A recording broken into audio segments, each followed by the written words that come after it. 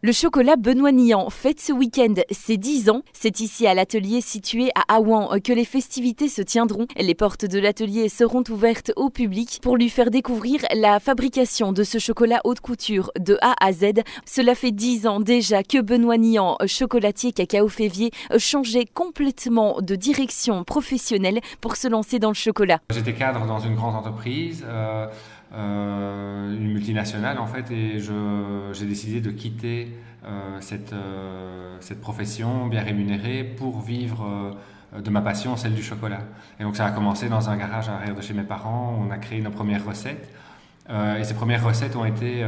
on n'avait personne en fait dans le domaine de la gastronomie dans notre famille, et on est allé proposer les premières recettes au Comme Chez Soi et la Villa Lorraine pour avoir leurs recommandations, leur avis par rapport à nos premiers chocolats.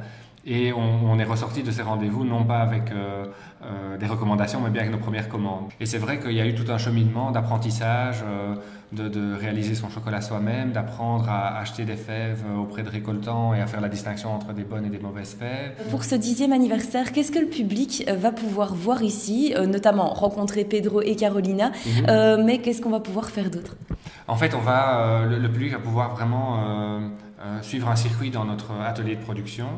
Donc on va expliquer aux visiteurs comment on fabrique le chocolat, montrer le fonctionnement des machines, on va faire des dégustations, commenter, on va montrer comment on fabrique des truffes, et puis on la rencontre avec Pedro et Carolina où voilà, toutes les questions et les interactions seront possibles. On aura un interprète qui sera là pour faciliter le dialogue. It's a big accomplishment for me, like you producing the other side of the business, selling the beans, and after this huge trip and you see the chocolate and it's really delicious. On avait planifié un voyage au Brésil pour connaître les différents terroirs, pour connaître la réalité du pays, tester différentes régions, voir les différents terroirs.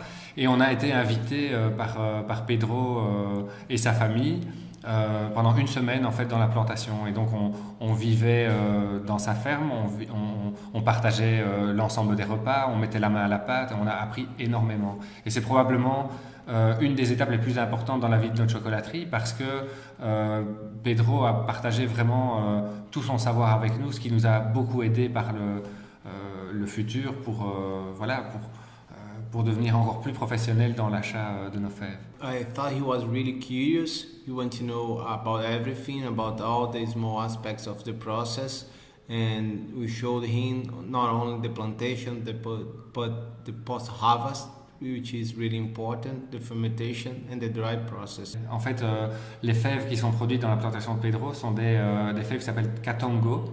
Donc c'est une sous-famille de la famille Forastero, et à notre connaissance, il s'agit du seul endroit au monde où on trouve ce genre de fèves. Benoît Niant, ça fait déjà donc 10 ans que vous avez lancé votre propre chocolat.